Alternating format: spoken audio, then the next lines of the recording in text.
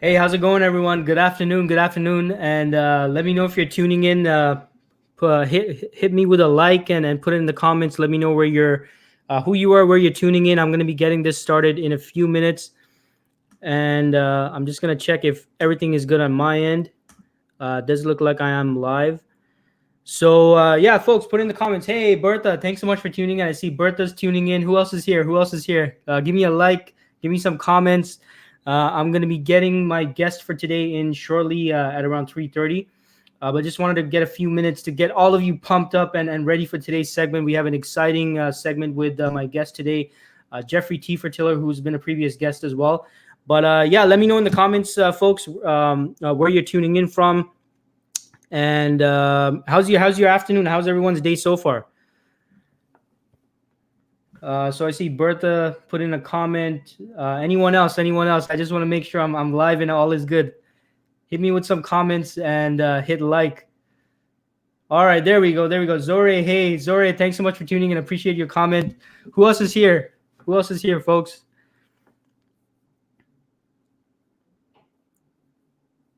Let me know in the comments. Let me know in the comments, guys.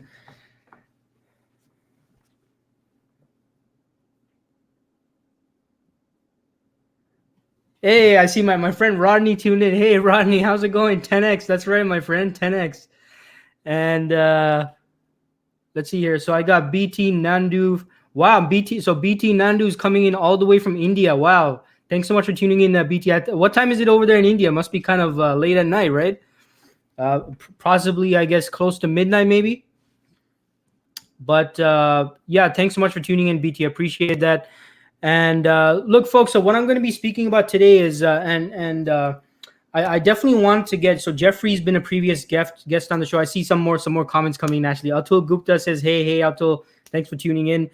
So Jeffrey has been a previous guest on the show, and I've had him speak about IT service management as well as business continuity.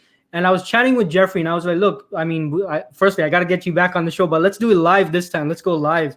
And Jeffrey told me about, really want to speak about this whole impact of COVID-19 on IT spending, and he told me about this article released by IDC CIO magazine, as well as which also references Gartner, and in regards to IT spending. So that's what we're going to be speaking about today, folks, within the next few minutes. I guess are you Rende from Nigeria? Wow, all the way from Nigeria. Thanks so much for tuning in, my friend. Appreciate that. So yeah, let us know in the comments, guys, where you're tuning in from. So what we're going to be speaking today is, the impact of COVID-19 on IT spending, folks. And I'm going to be bringing my guest in shortly, who is Jeffrey Tefertiller. And look, Jeffrey's a great guy. Again, he's been on the show a few times. And Jeffrey is an entrepreneur. He started his own consulting firm called ServiceMgmtLeadership. He's an ITIL expert, a leader in the service management and business continuity communities. He's also an author. He's authored 4 service management books, and he also recently published his first book on business continuity. Very active on YouTube, and if you follow him on, if you're not following him already or connecting with him already on LinkedIn, make sure you connect with Jeffrey. Great guy to follow. Always putting out content in relation to IT service management and business continuity. He once sat down, folks, in a matter of, I think he said 2 weeks or 2.5 weeks, and hammered out 200 videos. Can you believe that? Like, how committed do you have to be to do that? So someone very, very much passionate about what he does. So make sure you connect with Jeffrey as well. And again, very active on LinkedIn, and make sure you check out his YouTube channel as well. We're going to be sharing those links shortly. So without further ado, let me bring on Jeffrey to the show. Hey, Jeffrey, how's it going? You are live, Dean, my friend. I'm doing great. Doing great. Awesome. Thank you for having me. And one of the funny things, I couldn't tell if you said I was committed or needed to be committed. There's a fine line there somewhere. Yeah, you're totally committed. I think just to make sure I got it right, it was 2 weeks, right? Like you sat down in 2 weeks and just hammered out 200 videos or something? Yeah, 25 a day. Wow, that's amazing. Days in between. And so it is commitment, but when the thing for me is when my brain is on a topic, it's easy to stay engaged on that versus going and doing something else and then coming back. Yeah. It's easier for my brain to stay, focused in, dialed in. And so that's it. Yeah, absolutely, absolutely. So Jeffrey, I mean, as I was telling the viewers, like, so what we wanted to, what you're going to be focusing on today, or what you wanted to speak about, is the impact of COVID-19 on IT spending. And before we get started, just wanted to get, just for some I guess point of reference. So this is based off an article that Jeffrey shared with me. And just to quote a few things, folks, so all of you are aware before Jeffrey gets into discussing this in more detail. So just some of the key points, and I might have missed a few things, Jeffrey, so feel free to mention those later on. But what I picked up from this article, folks, is PCs, smartphones, and cloud apps, which are vital for collaboration. But because of the economic fallout of COVID-19, we'll see IT spending less in these technologies this year. Worldwide IT spending in enterprise, telecom, and business services rose 5% year on year in 2019, according to IDC. A 5.1% rise for 2020 was projected back in January, and 4 months later, IDC expects 2020 IT spending to drop 5.1%. Gartner is even more pessimistic, expecting worldwide IT spending to fall by 8% this year, compared to a 1% rise that it predicted for 2019. Now, there is a brighter outlook for cloud at 3.8% growth for 2020. Gartner sees data center spending plunge 9.7%, and spending in IT could take 3 years to return to 2019 levels. Like, wow, like, holy cow. When I was reading those stats, I was like, oh, man. So, I mean, Jeffrey, just to kind of kick things off, I mean, given what, that article, covered and all that, like with COVID-19 and the obvious economic issues and this article, right? I mean, the companies are saying that they're cutting expenses. Is this what you see? And what are your thoughts on this?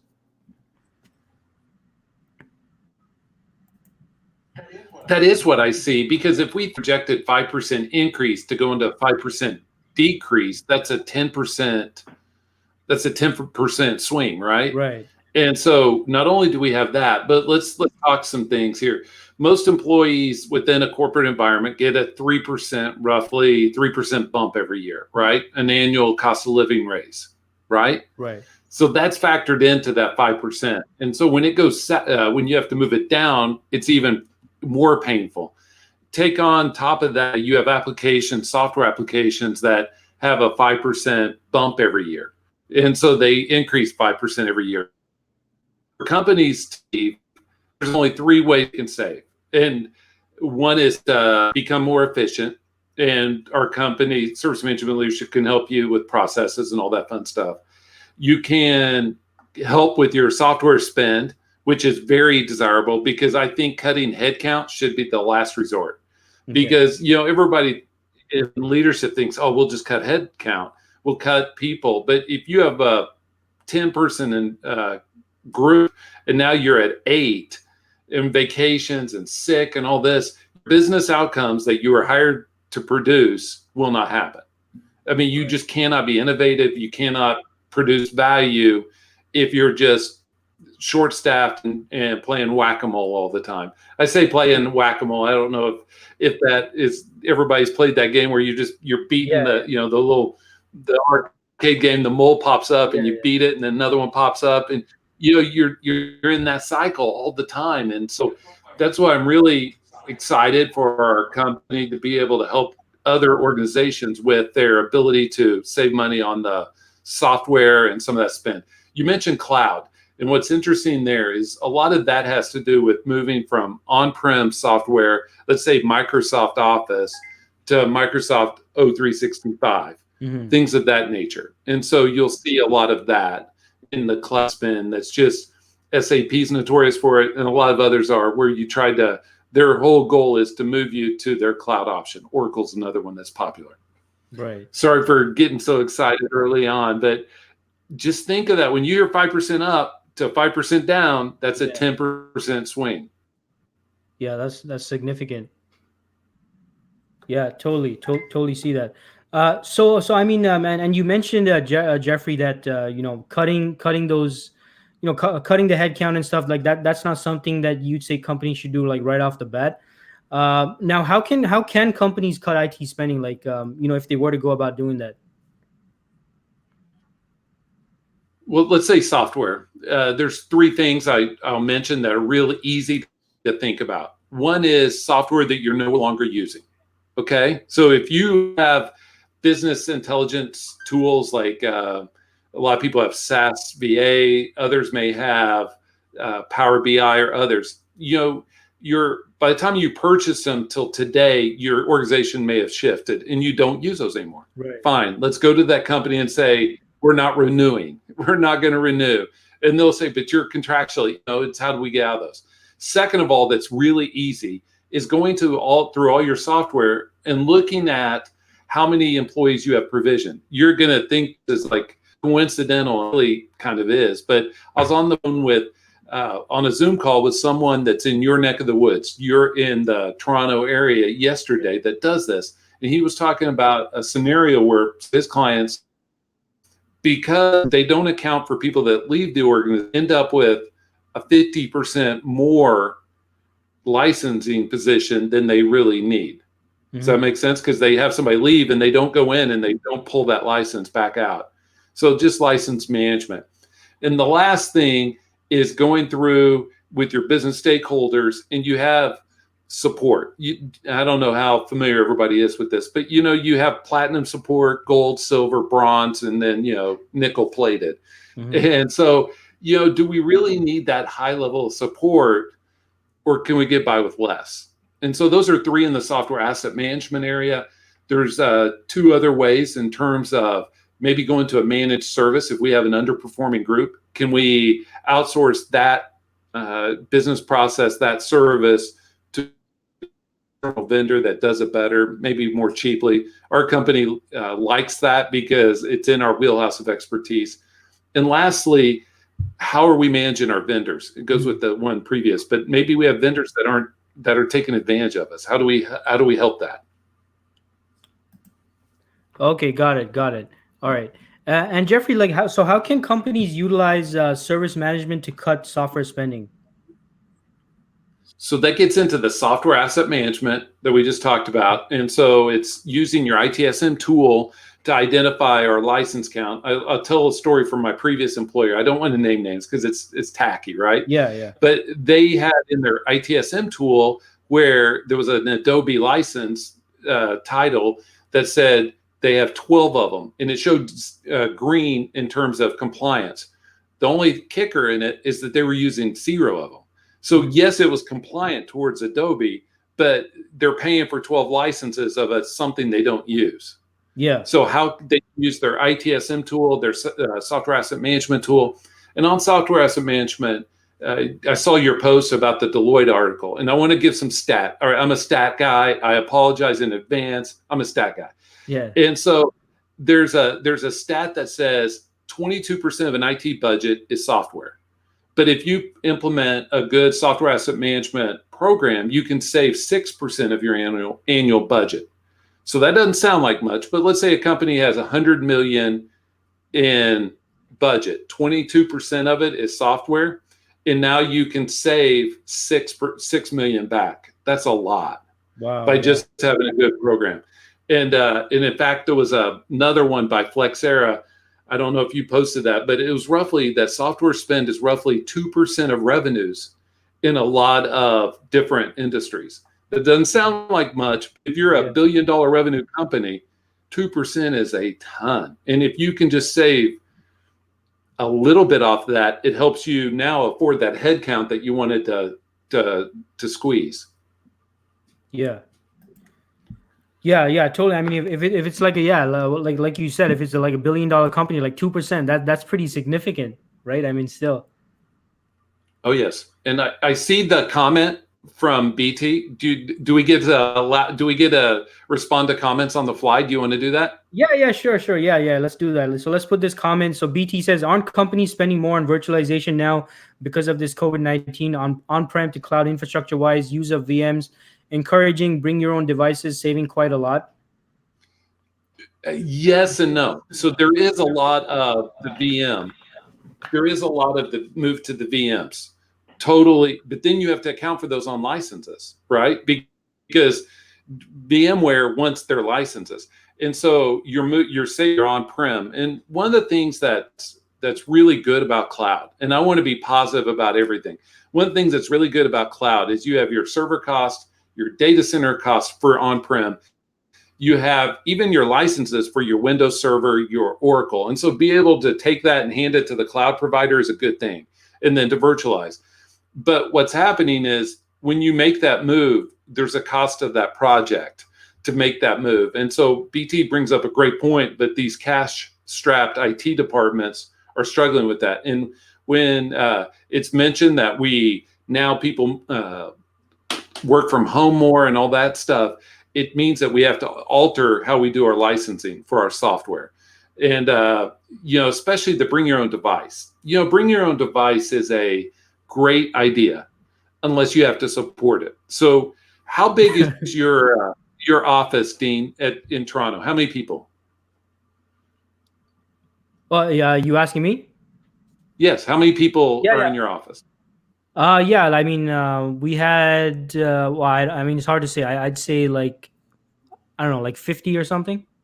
All right. So now you're the service desk agent, and you have 50 different types of laptops with 50 different everything, and now you're trying to support it. So there's an extra cost of service support. Plus, the last thing is the bring your own device. The people that usually have the most heartache are the security people. Just like as we move to from in the corporate office to everybody working from home, the security people get a little fidgety because you can get on your VPN or your VDI and you're secure. But it doesn't mean that Dean will always get on the VPN and VDI. He could be downloading stuff for his personal, and security won't know about it, especially if it's not their device. And so it's a complex question. It's a great question, and I appreciate the thought process because it is a great long-term strategy. Last thing I'll say, sorry, I'm just wound up today. You guys could tell. If you have on-prem, if you have a data center, so I live in the Midwest of the U.S., where it's tornadoes everywhere, right? So if we have a data center for our production environment, now we have to have a data center for our dev and test. It's great to move this dev and test into the cloud so we don't have to have a whole data center for this stuff that we hope never have to use, right? Data center and all the facilities, the mechanical, the plumbing, all that fun stuff. Mm-hmm. So it's a great thing to have. And people are moving that way. There's just a initial cost that some companies aren't willing to invest in right now because they're cash strapped and they need to be able to invest in innovation for their business customer, all that fun stuff. Okay, got you. So BT, again, thanks for your question and your comment. I hope Jeffrey added more perspective to that. So appreciate that, BT. And so Jeffrey, I mean, on the topic of transformations, like how does service management fit in to transformations? So there are two big types of transformation: digital, which everybody's familiar with because that's such a buzzword. Like it's hard for me to scroll through 10 posts on LinkedIn without two of them being on digital transformation. Everybody's got the secret sauce. Here's what you have to do. And really digital transformation is most of the time people are referring to adding new technologies to get business, new capabilities, new business value. All right. And so everybody thinks they have the secret sauce to do so. But on digital transformation, even if you add new technologies, you still have to now weave that into your existing, how you do business, whether it's processes, security, whatever. And so you have that. And then the other is workforce. I won't say everybody, most people in IT are familiar with how do we move workforces from in-house to a vendor to offshore to somewhere else, right? Workforces move. But I'll tell you two cautionary tales.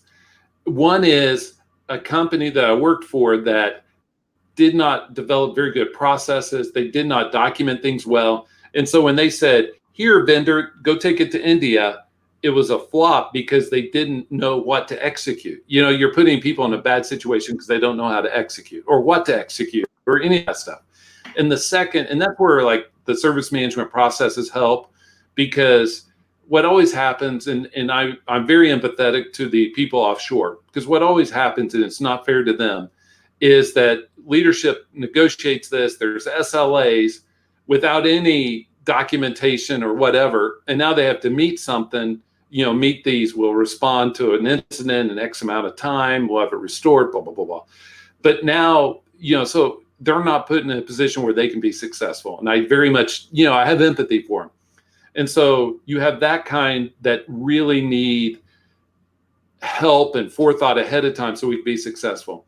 The second cautionary tale is, even if things are good and we move it offshore, we move it to a vendor, and we have some of the cloud virtualization that BT mentioned, how do we keep those run books? How do we keep all that stuff up to date so they meaning your vendors aren't trying to fix something that doesn't exist because it's changed. People don't update their run books. They don't update things. And so cautionary tale is, if you are going through a transformation, your documentation, your how to keep this thing going, how do we keep this up, needs to be good. Can you imagine going to a car mechanic's place and the car mechanic used only the materials, only the knowledge base that came out when that car is new. And now your car's 10 years old. Hopefully that mechanic's learned a thing in those 10 years on how to fix that car, right? Hopefully that mechanic knows how best to do things in a way that they've learned. And so the same thing goes for your IT, that we need to keep that going because we've learned things. And lastly, part of what we learned was we've added new things that impact this. Like, can you imagine I'm a conservative guy. I've never had like a souped up car, right? But if I bought a car and I souped it up, I jacked it up, put big wheels on it, made it as fast as it could be for a hot rod. Not that you see me and you go, that guy's a hot rodder, but that's a different story. All those modifications would then impact how your mechanic fixes your car. And so they would need to know, what did you add and all that stuff. Does that make sense? Yeah, absolutely. Absolutely. And then BT just had BT Nandu had some feedback. He says, thank you, Jeff. True, not one solution is applicable to all sectors. Security wise, like you mentioned, different sectors have different requirements. And he also put a follow-up comment here. He said, very much agreed. Proper handover and documentation is a must. Totally. All right. Everybody that's been on that side knows it. So the first cautionary tale I told, the funny part is all that the people offshore were given was, here's a server and here's how you log on. Not how often you patch it, what issues has it been, when does it come off a warranty, what other things. Here's how you log on to that server. And you're putting those people in a position where they cannot be as easily successful. And that's what my issue is with that. Does that make sense? Yeah, totally. And BT Nandu, thanks so much for your comments, and good to hear that. I guess you got some good information there out of Jeffrey. So Jeffrey, you already I guess alluded to it or covered it, but what happens if service management is an afterthought? Like, anything you want to add to that? Well, just those cautionary tales, right? Because now you have the people in India, and they're with a different company, and they're being held to these service levels that are arbitrary. They're pulled out thin air. And so they're saying, you must do this, you must do that, you must do this. But let me say this. The service management processes that are used by the client should be the same processes that are used by the vendor, the service provider. There should be cohesion. There shouldn't be us and them. It's kind of like everything else in this world, that it's pitted against us and them. And I very much dislike that, because it puts everybody defensive. And so service management would say, how can we coalesce this? How can we coalesce our change management, our incident management? How can we bring everybody together so that they are doing what's needed? And so whether it's digital, if you see me look down, I'm looking at my notes, service management or helps digital transformation because we're adding new technology. How do we help it fit in? And on a workforce, how do we help those people to be successful? Because the whole thing of IT is, how do we help our business customers get the outcomes, especially in a transformation, that they need, that they want? They're paying IT money. They want these outcomes so they can go make money for their company. Okay, great. And Jeffrey, so how can a company leverage the service management framework effectively? It's I would say it's both on the client side and the vendor. And so on the workforce, because they need to agree on everything, right? On how to do the tool, what's the path. But service management is a framework. And so a lot of it's tool-based, a lot of it's process-based.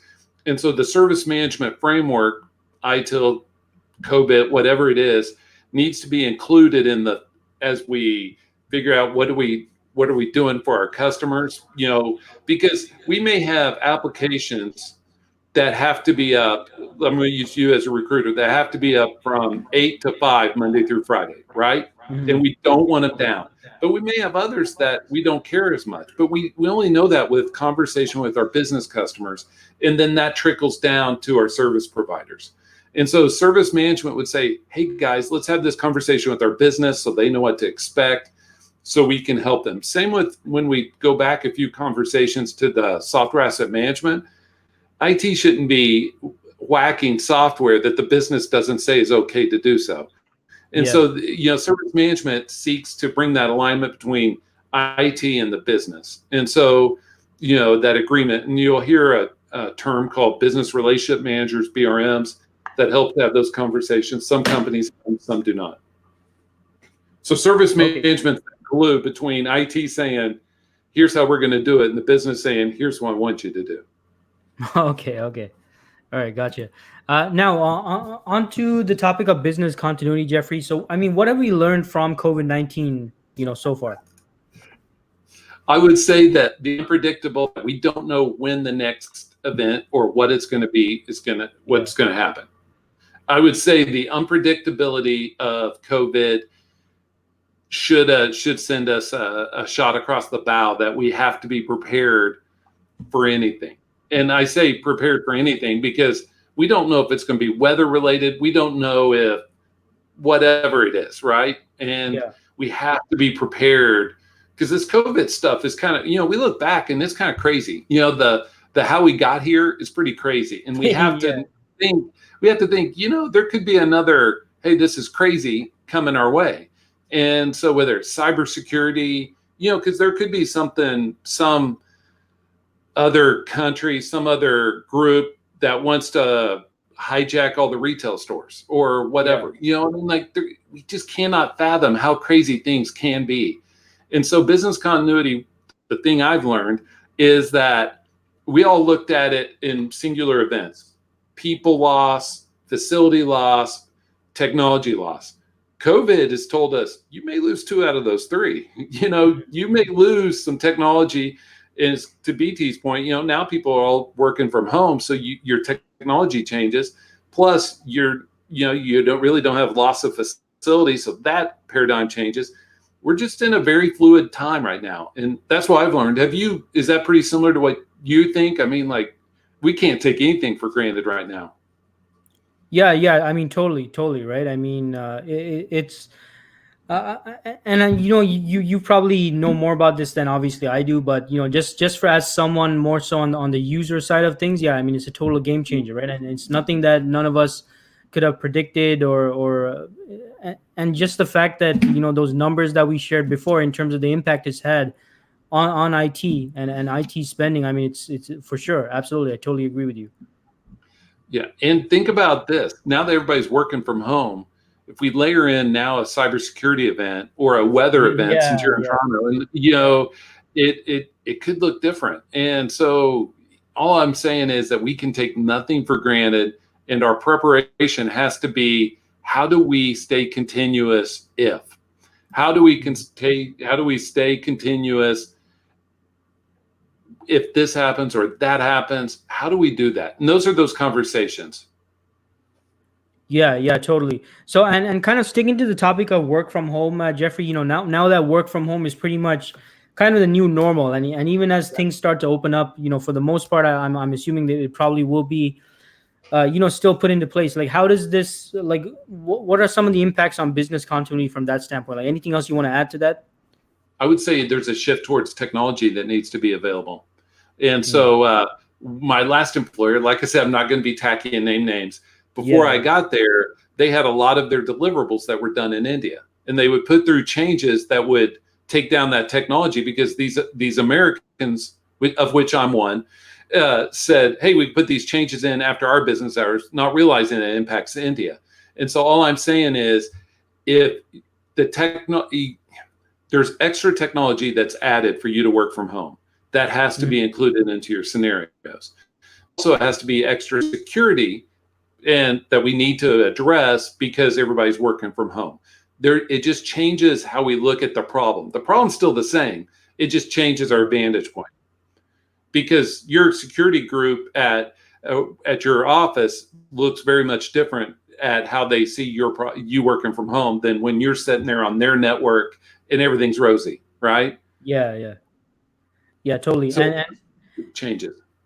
yeah, for sure. And we have a comment here from Rajini. Thanks for your comment, Rajini. Rajini says COVID-19 has made us realize the importance of digital transformation. So is the importance of cybersecurity and development. I agree. I would say that COVID-19 has forced some companies to either change their digital transformation. They wanted to go in X direction, now they're going in Y. And it's added to Rajni's point, it's added that cybersecurity has to be more involved, that there has to be an extra layer of either trust or technology because you don't have trust. It's kind of like I have teenagers, right? There's a lot of things I can either trust them or I can go double check on them to make sure that they're doing what they're supposed to do. And so cybersecurity groups are the same way, that they either have to trust everybody, which they're not really apt to do, or they have to put technology in place to do so. Okay, gotcha. And yeah, I guess Rajni added that and an extra layer of trust and commitment.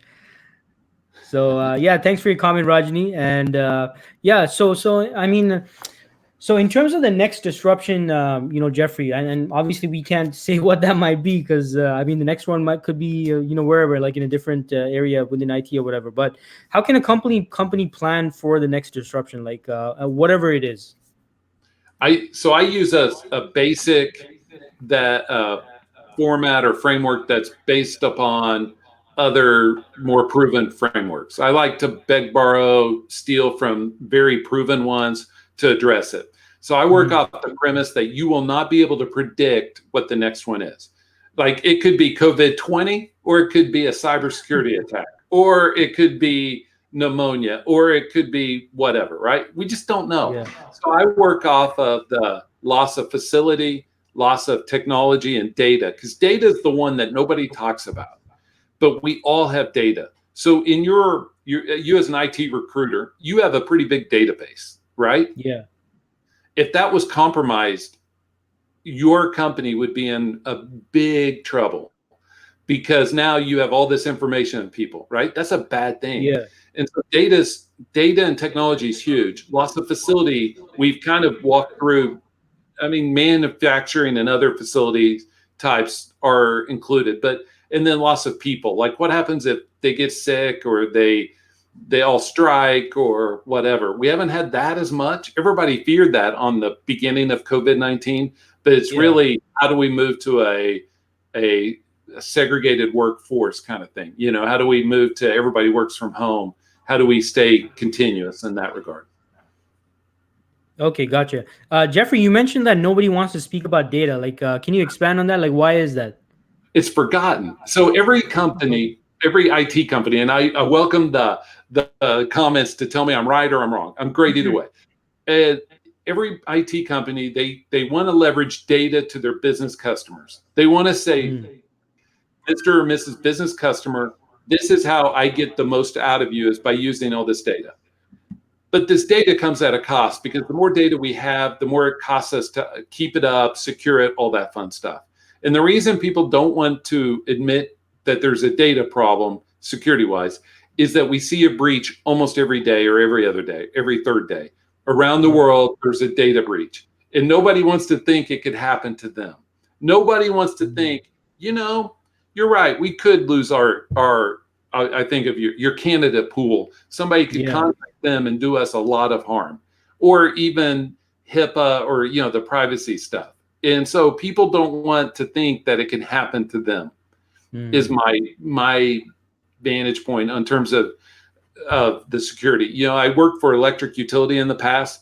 You don't think that they have very much data, but they have what's the personal identifiable info, which is PI. They know your name, your street address, your Yeah. consumption of how much you do. Even though if you have a digital thermostat, they even know when you're there and when you're not. Yeah. And Yeah. you think about that data as being important. You think, I mean, it's endless. And so, like, I was like, electric utility data, no big, but there is a lot. And Yeah.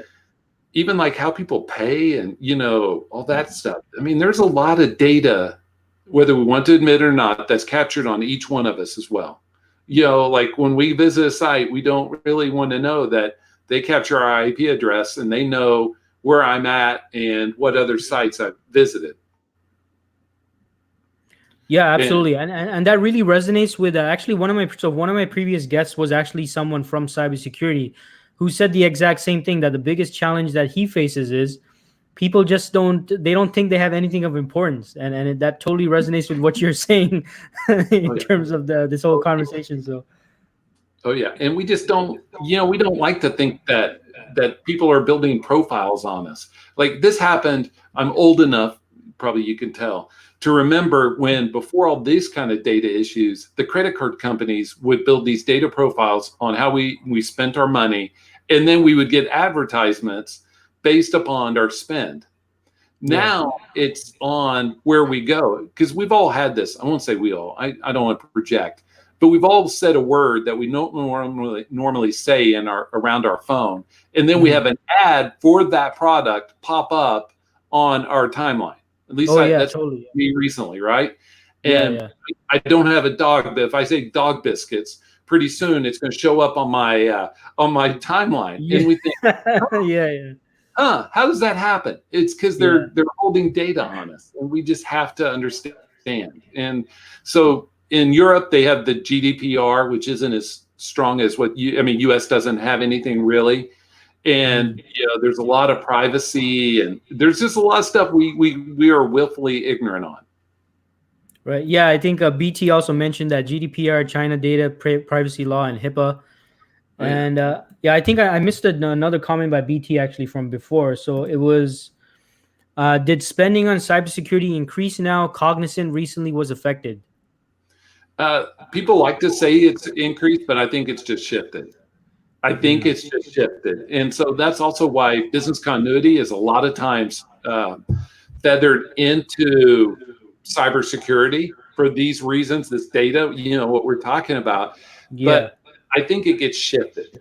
I don't want to get into the spending's increase, because I think when we see an increase over here, it's really a decrease over here. I mean, like, Okay. It's that accounting funny business kind of stuff, right? You get extra tools, so you need less people. And so everybody says, oh, they're slashing costs, but they're really adding tools so that they can spy on you even better. Here I am, the bearer of good news. Sorry. Yeah, yeah. Yeah, that's right. That's right. So, I mean, you shared so much great information, Jeffrey. I really appreciate that. And folks, any of the viewers, any further questions for Jeffrey, or any comments or feedback on this topic, feel free to put it in the comments. Anything you want to add regarding, in regards to yourself, Jeffrey? I know that you recently authored a book on business continuity. Would you mind letting the viewers know more about that book? Yeah, and it's right what we talked about. I called it an art of remaining continuous, because it's an art. Because my company, Remain Continuous, looks different than yours, even though we're both in IT services, right? And so there's an art. It's not a science. It's not prescriptive. And so it's like, how do we think through those? And then the other piece is that I want to say about my company, if you don't mind me plugging it, is that's why I'm choosing to get out of the corporate IT world and be able to have these conversations with clients and say, how can I help you save money? My last two employers, I was over at the Software Asset Management Group, and we saved 6-7 figures every year. Just bam. It's really straightforward. And I'd be happy to help other companies save money, because I've been on both sides of this table. And so, it's really interesting when you're on both sides of the table, you see things from a different perspective. And that's what I want to be able to bring to people, is this perspective of, even if you're not hiring my company, call me and I'll give you some perspective, some help, and say, here's what I've seen. Let me help you think through it. Won't charge it. Not worry about the money. Just how can I help you think through the problems of today, especially in this COVID world? I say COVID world. Tomorrow it'll be something else. Yeah, yeah, that's right. That's right. Awesome. Sounds good. So, folks, so make sure you connect with and follow Jeffrey as well. And feel free to message him about more info about how he might be able to help your organization, as well as more information regarding his books. BT did have a comment. He said, absolutely right, Jeff. I have Facebook installed on my phone and I discussed some topics about racing cars. Next thing I see when I logged onto Facebook, I see racing cars post. Yep. So, and we go, how does that happen? How does that Yeah. happen? Yeah, we know how it happens. Yeah, that's right. All right. So, Jeffrey, thanks so much for your time, folks. Appreciate everyone who tuned in. Rajani says, thank you for such an informative session. Yes, sounds good, Rajani. And appreciate you tuning in. And yeah, I'll keep bringing Jeffrey on the show in the future, to talk about these topics. And make sure you, again, reach out to Jeffrey, connect with him as well.